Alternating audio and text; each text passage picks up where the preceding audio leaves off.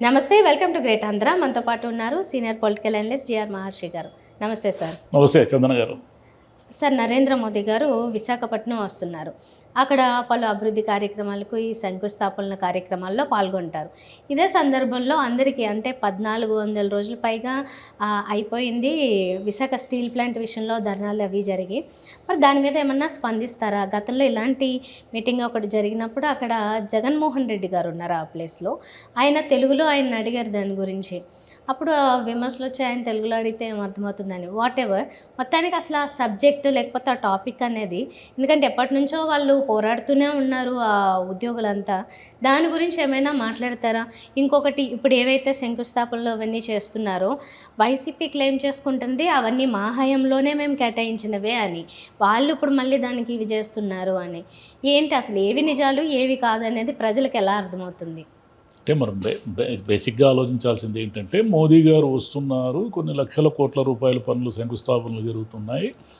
రాష్ట్రముకి అభివృద్ధి జరిగేది ఎవరు చేసినా మనము దాన్ని వెల్కమ్ చెప్పాల్సింది ఫస్ట్ పాయింట్. రెండో పాయింట్ ఏమిటంటే, జగన్ గారి హయాంలోనే ఎన్టీపీసీ కానీ, బల్క్ డ్రగ్ కార్పొరేషన్ కానీ, రైల్వేకి సంబంధించిన స్థలం కేటాయించడం కానీ ఇవన్నీ జరిగిన మాట వాస్తవమే. దాని సాక్షిలో కూడా వాళ్ళు ఈరోజు రాశారు సాక్ష్యాధారాలతో సహా. సరే, ఒక ప్రభుత్వము నుంచి ఇంకో ప్రభుత్వం మారినప్పుడు క్యారీ ఓవర్ అవుతాయి, అభివృద్ధి అయినా అప్పులైనా. వీళ్ళు ఏం చేస్తారంటే అభివృద్ధికి సంబంధించి ఏమీ మాట్లాడరు. చంద్రబాబు నాయుడు గారు కానీ, లోకేష్ గారు కానీ ఏమన్నా, అయ్యా ఇవన్నీ జగన్ గారి హయాంలో గత ప్రభుత్వం తెచ్చింది, ఇప్పుడు మేము శంకుస్థాపనలు చేసి ముందుకు తీసుకెళ్తున్నాము అని ఒక మాట కూడా చెప్పరు. మేము తెచ్చాము, మేము లక్షల కోట్ల అభివృద్ధి పనులు తెచ్చామనే చెప్పుకుంటారు. అదే అప్పులు అనుకోండి, వెంటనే చెప్తారు. ఆయన చూశారా, ఆయన 1,00,000 కోట్ల బిల్లులు పెండింగ్ పెట్టాడు, ఇప్పుడు చచ్చిపోతున్నాం మేము అప్పులు కట్టలేక, వడ్డీలు కట్టలేక. ఆ బిల్లులన్నీ మరి బిల్లుల గురించి, పెండింగ్ బిల్లుల గురించి మీరు చెప్పినప్పుడు, అప్పుల గురించి చెప్పినప్పుడు అభివృద్ధి గురించి కూడా ఒక మాట చెప్పాలి కదా. అలా లేదు. గత ప్రభుత్వం చేసిన అభివృద్ధి ఏదైనా సరే సున్నా కింద లెక్క. వీళ్ళు ఏం చెప్తున్నారంటే, అయ్యా మీరు కేంద్రంలో ఉన్న బీజేపీ, ఇక్కడ ఉన్న టీడీపీ, జనసేన మీరంతా ఏదో కృషి చేసి తెచ్చేసినామని అంటున్నారు. కానీ ఎవరు తెచ్చారు? మీరు ఈరోజు శంకుస్థాపన చేస్తున్నవన్నీ కూడా జగన్మోహన్ రెడ్డి గారు, మెజారిటీ ప్రాజెక్టులన్నీ జగన్మోహన్ రెడ్డి గారి హయాంలో కదా ఎంఓయూలు అవన్నీ కుదిరాయి. మరి మీరేమో జబ్బలు జరుచుకుంటున్నారు. 2024 ఫిబ్రవరి 20లో ఎన్టీపీసీ గ్రీన్ ఎనర్జీ పైన ఒప్పందం కుదిరింది. భూలీజ్ ఒప్పందం పైన కూడా అప్పుడు సంతకాలు చేశారు. బల్క్ డ్రగ్ పార్క్ కూడా వీళ్ళే సాధించారు. అంటే దాని కార్పొరేషన్ ఏర్పాటు చేసి అప్పుడంతా దాని మీద ఇదైంది కదా, అది ఏదో కాలుష్యం అది ఇది అన్నారు. రైల్వేకి సంబంధించి కూడా అప్పుడు ప్రభుత్వం పనికిరాదని, భూమి పనికిరాదని చెప్పిన వాళ్ళు అదే భూమిలో ఇప్పుడు శంకుస్థాపన చేస్తున్నారు. అంటే రాజకీయంగానే ఉండాలి, అభివృద్ధికి అడ్డం రాకూడదు. అది ఏ పార్టీ ఉన్నా, ఏ ప్రభుత్వం ఉన్నా ఎంతో కొంత అభివృద్ధికి సంబంధించిన పనులు చేస్తారు. ఊరికే జీరోగా ఎవరు ఉండరు కదా. వీళ్ళు చెప్పేది ఏమిటంటే జగన్ పూర్తిగా జీరో చేసేసాడు, జగన్ ఏమీ చేయలేదు అంటున్నారు. ఏమీ చేయకపోతే మీరు అవే ప్రాజెక్టులకే కదా శంకుస్థాపన చేస్తున్నారు. ఇప్పుడు మోదీ గారు వచ్చారు. ఆయన ఏమిటి, ఈ దేశానికి ప్రధానమంత్రి. దేశానికి ప్రధానమంత్రి కాదు కదా, ఇప్పుడు బీజేపీ కూటమిలో వీళ్ళు ఉన్నారు, ప్రభుత్వం ఉంది. అంటే ఈ ప్రభుత్వంలో ఒక రకంగా ఆయన పార్టీ భాగస్వామి. ఆంధ్రప్రదేశ్ ప్రభుత్వంలో ఆయన బీజేపీ భాగస్వామి కదా ఒకటి. అంటే ఆయనకి అదనపు బాధ్యత ఉంది ఆంధ్రప్రదేశ్ పైన. అదేవిధంగా ఏమిటి, చంద్రబాబు నాయుడు గారు బీజేపీ ప్రభుత్వం మనుగడ సాధించాలి అంటే ఈయన సపోర్ట్ ఉంది. అంటే ఈయన ఇండైరెక్ట్గా కేంద్ర ప్రభుత్వంలో భాగస్వామి. డైరెక్ట్గానే, ఇండైరెక్ట్ ఏముంది, డైరెక్ట్గానే ఈయన భాగస్వామి. అంటే ఈయన మద్దతు ఉపసంహరిస్తే అది ప్రమాదంలో పడుతుంది. అంటే ఇంత మంచి కాంబినేషన్ ఉన్నప్పుడు మోదీ గారి నుంచి ఇప్పుడు ఈయన గతంలో అని గోల్ చేశారు కదా, ప్రత్యేక హోదా అన్నారు 2014లో. అప్పుడు మోదీ గారితో కలిసే వీళ్ళు పోటీ చేశారు. అప్పుడు ప్రత్యేక హోదా గురించి పడిచిపోలేదు. మళ్ళీ 2019లో జగన్ గారు అధికారంలోకి వచ్చారు, అప్పుడు ఏం ప్రత్యేక హోదా అన్నారు. ఇప్పుడు మీకు అన్ని విధంగా అన్ని అనుకూలంగా ఉన్నాయి కదా, ఇప్పుడు ప్రత్యేక హోదా అనేది మాట్లాడండి చూద్దాము. మాట్లాడరు. ఎందుకు మాట్లాడరు అంటే అది అయిపోయింది, దాని చాప్టర్ అయిపోయింది ప్రత్యేక హోదా. అప్పుడు అమరావతికి అప్పుడు వచ్చినప్పుడు ఆయన ఏదో నీళ్లు మట్టిచ్చిపోయాడు అన్నారు. మరి ఇప్పుడు అమరావతిని ముందుకు తీసుకుపోయేదానికి అప్పు కాకుండా ఏదన్నా గ్రాంట్గా తీసుకోండి అంటే, సహాయంగా తీసుకోండి. ఆ 15,000 కోట్ల రూపాయలు అప్పు ఎందుకు మనకు, మళ్ళీ నెత్తిన మనకు అప్పే కదా అది. అప్పు వల్ల అభివృద్ధి జరిగేదనే దానికి, కేంద్రం సాయం చేయడం వల్ల అభివృద్ధి జరిగేదనే దానికి రెండింటికి తేడా ఉంది కదా. అప్పుకు మళ్ళీ మనం వడ్డీలు అవన్నీ కట్టాలి. కేంద్రంలో మీకు ఇంత అనుకూలత ఉన్నప్పుడు విశాఖ ఉక్కు ఫ్యాక్టరీ నుంచి తేల్చండి, ఓ ప్రకటన ఇప్పించండి. లేదు విశాఖ ఉక్కు ఫ్యాక్టరీ వైజాగ్ నుంచి తరలిపోయే క్వశ్చనే లేదు, దాన్ని ప్రైవేటైజేషన్ చేసే క్వశ్చనే లేదు, దాన్ని ఏదో సెయిల్ లేదు విలీనం చేస్తాం అది ఇది అన్నారు కదా, విలీనం చేసేసి ఇక్కడ ఉన్న ఉద్యోగుల హక్కులన్నీ ప్రొటెక్ట్ చేస్తాము అంటే విశాఖ ఉక్కు అనే దానికి ఒక చరిత్ర ఉంది.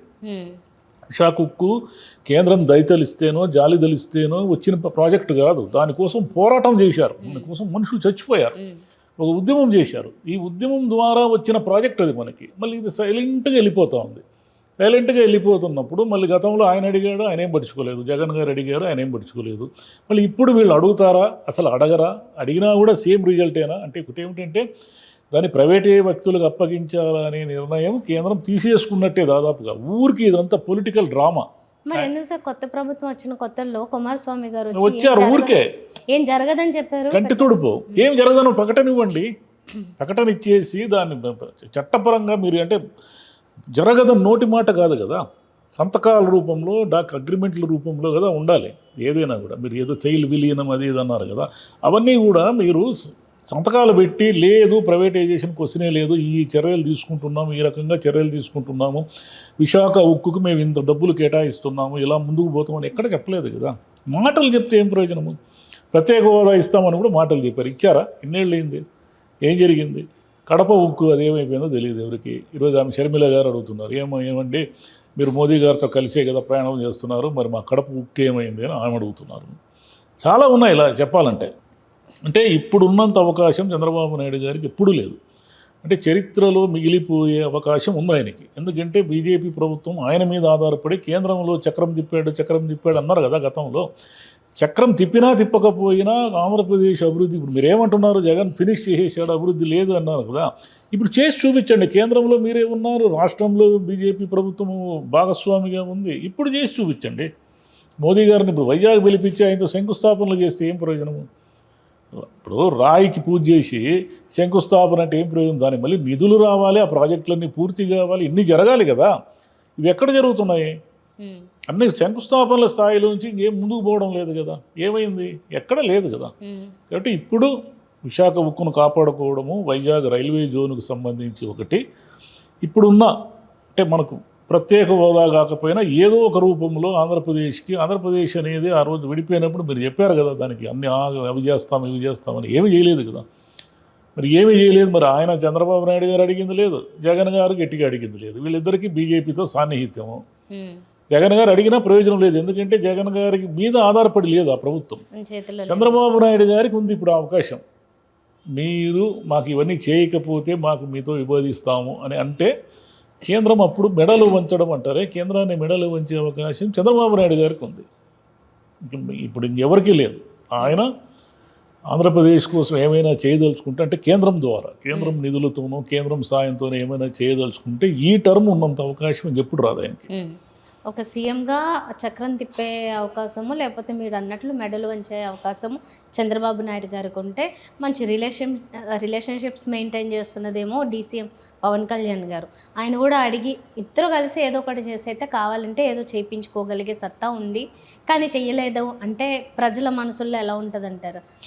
పవన్ కళ్యాణ్ గారు బీజేపీకి చాలా క్లోజు. ఆయన ఏమో మన సనాతన ధర్మం అది ఇది అనేసి బీజేపీ ఐడియాలజీని ఆయన భుజాన్ని మూస్తున్నాడు కదా. ఇప్పుడు ఇద్దరూ ఉన్నారు కదా బీజేపీతో, ఆయన నేరుగా మోదీ గారితో అమిత్ షా గారితో ఢిల్లీకి వెళ్ళి అపాయింట్మెంట్ తీసుకోగలిగిన పొజిషన్లో ఉన్నారు కదా.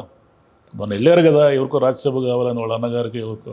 సరే ఆయన మన ఢిల్లీకి ఎందుకు వెళ్ళారు అనేది ఎవరికి తెలియదు, కానీ వెళ్ళి ఆయనకు అంత సాన్నిహిత్యం ఉన్నప్పుడు మీ సాన్నిహిత్యాన్ని మీ వాళ్ళకి పదవులు ఇప్పించుకోవడానికో, మీ వాళ్ళకి ఆ ఎమ్మెల్సీలు ఇంకోటి మంత్రి పదవులు ఇప్పించుకోవడానికి కాదు కదా. మీ సాన్నిహిత్యాన్ని ఆంధ్రప్రదేశ్ అభివృద్ధి కోసం వాడండి. ఆంధ్రప్రదేశ్ అభివృద్ధి కోసం వాడితే ఆంధ్రప్రదేశ్ అనేది ఒక మ్యాప్లో ఒక ప్రత్యేకమైన రాష్ట్రంగా ఉంటుంది. ఎందుకంటే అంత పెద్ద తీర ప్రాంతం ఉన్న రాష్ట్రము చాలా, గుజరాత్ తర్వాత మందే కదా. తీర ప్రాంతానికి సంబంధించి మనం ఏమి డెవలప్మెంట్ చేస్తున్నాము? ఏమి చేయలేదు. గతంలో ఆయన ఏదో జగన్ గారు పోర్ట్లు అవి ఇవి కడితే ఆయన ఏం చేయలేదు అన్నీ అమ్మేస్తున్నాడు అన్నారు. మీరు ఏం చేస్తున్నారు? మీరు 7 నెలలు అయింది వచ్చి, మీరు ఏమీ చేయకుండా ఊరికి సంతకాలు వచ్చేసే పెట్టుబడులు అంటున్నారు, శంకుస్థాపనలు పెట్టుబడులు అంటున్నారు. ముందుకు ఇంక టైం దగ్గరికి వచ్చేసింది. 4.5 ఏళ్ళే ముందు కళ్ళు మూసుకుని తెరిచేలోగా అయిపోతుంది. 4.5 ఏళ్ళు ఎంతసేపు అయిపోతుంది? ఇప్పటికే మీరు మొన్న వచ్చారు, అప్పుడే 7 నెలలు అయిపోయింది. సరే, ఇంకా జరగాల్సిన పనులు కొన్ని అయితే పెండింగ్లో ఉన్నాయి.